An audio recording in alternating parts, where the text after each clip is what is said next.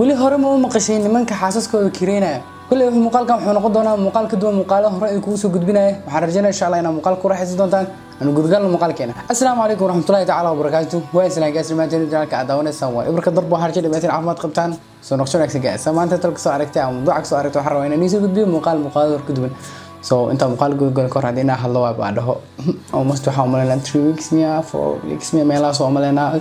adiga 3 isbuuc iska dhaasa filayo ka maqanahay still markastana waa idin dhaha muuqaalada waa soo gudbinaa kulli insha Allah markaan tawakkalto iska dhaha culeysyo badan iska jiro insha Allah Ilaahay inuu fududeeyo arajina dadkana soo duceeyo inuu Ilaahay culeysada ka qaadan faantay dhamaan waxaan rajayna qof kasta culeysaya isagana inuu Ilaahay ka dul qaado wuxuu jecel yahay inuu qabsado insha Allah so intaan muuqaalkeena gudgal ka raadin meesha cusub tahay janaalka subscribe na saar muuqaalkan noo like garay diyaar u mahadsan tahay kulli muuqaalka maanta xiiso goonayo doona aan aragno wixii fikradkaaga aadan xaq comment noogu soo gudbi muuqaalkan aan gudgal muuqaalkeena xaafad kamid ah xaafadaha India oo lagu kireeyo xaasaska hore waxa laga yaabaa inaan u maqashay guri la kireenayo gaari la kireenayo laakiin hadda muuqaalkan waxa kugu arki doontaa ama kugu soo gudbin doonaa haweeney xaas ah la kireenayo haweeney harabta caruur haysato ama aysan haysanin haweeney xaas ah oo la kireenayo so waxa kaga bilaabo qaabka loo kireenayo ama qaabka loo kala dhaafsanayo dealka labada qof wax kala kireysanaysa ay isku imaanayaan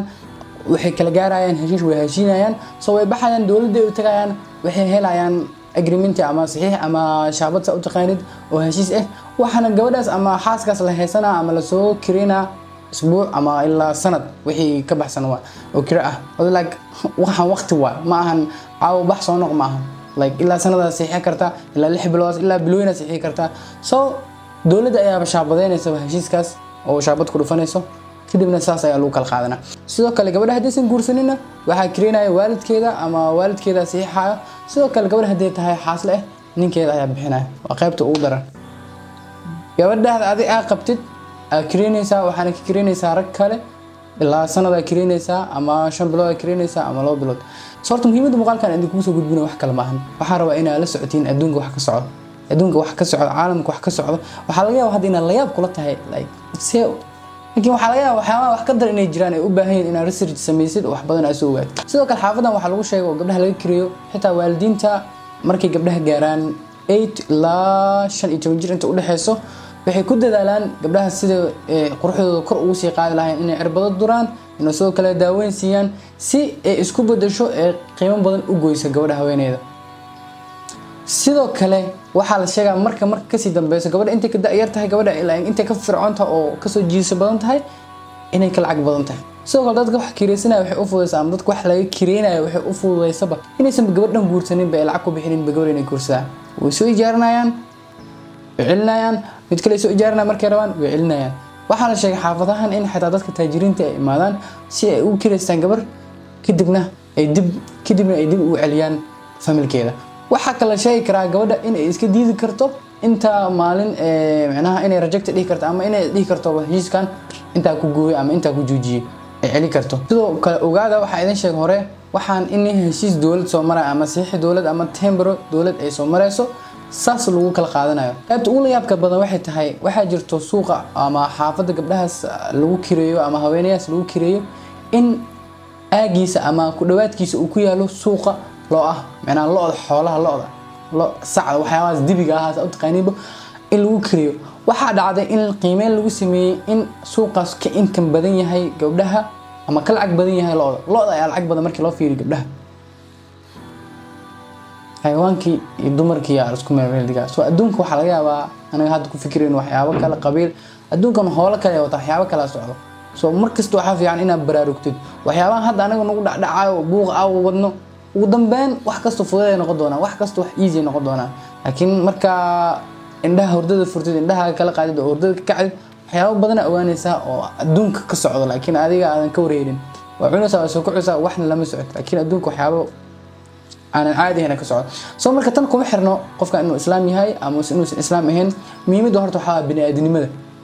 bini'aadanimada horta ma ku siinaysaa waa adoo nin rag ah xaas qabo xaaskaaga sanad inta wado meel geyso soo kireyso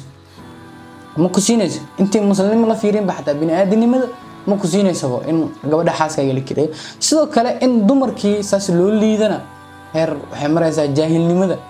soo waxa la sheegay sababta waxaan u kalifays inay tahay dadkan ama research lagu sameeyay number 1 horta wax la'aanta inay tahay number 2 inay tahay inaysan dadkan wax qorin waxna aqrinin waxna research gareenin wax ay bartaan ma laha knowledge dhuma lahan sidoo kale waxa la sheegay inay tahay wadada ay u arki lahaayeen ay ku taajir lahaayeen marba hadii la fiiriyo inaysan wax baranin wax la'aan heeso waa wadada kaliya ay ku taajir lahaayeen sida ay aaminsan yihiin in dumarkaas loo fiiriyo oo qaabkaas loo kala gato marka muhiimada idan dhahay waxay tahay markasta wax kasta ay soo kacday way qurux badan tahay ina ogaatid wax dunida ka socdo aakhirada fiirisid wax dunida ka socdo ina fiirisid sababtoo ah fiiri adiga 5 sano ka hor sidii maanta ahayd dunida ma ahan wax badan ay isbedelay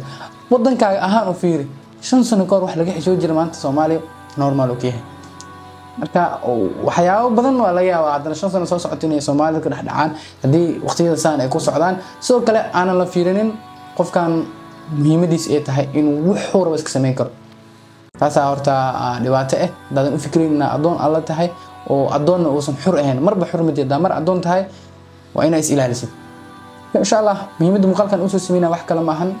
dadka asxaabtaada ha ogaadaan waxa adduunka ka socdo sidoo kale hadii aad jecelaystaan inaan muuqaaladan oo kale soo badiyo oo marar badan ay ka soo hadlo حكومتي في فكرة هذا نقول صباح كرتا هن إلاوي إن إن شاء الله سنين اللي يوصل دعيت إنه عليه إلهي يقاله ومركز تأسكت هنا مقالة فربنا سوق البيو مقالة بدنا مسكحنا كدياري أو سيرج قسمي هايا ولكنها كامردان شتو عليه يقصرنا ناس إن شاء الله حرجينا قف كستو أسكن سوق العليه هاي أما وحو جعليها أما حبيجي سويحيها إنه إلهي أفضيه وإلهي لقرب قاله تعرفش المقال كان هذا ما سنت إن شاء الله وحنا بلينا مقال كان مقال كحواحد كي تقدر إن شاء الله سوسيو نبت كريم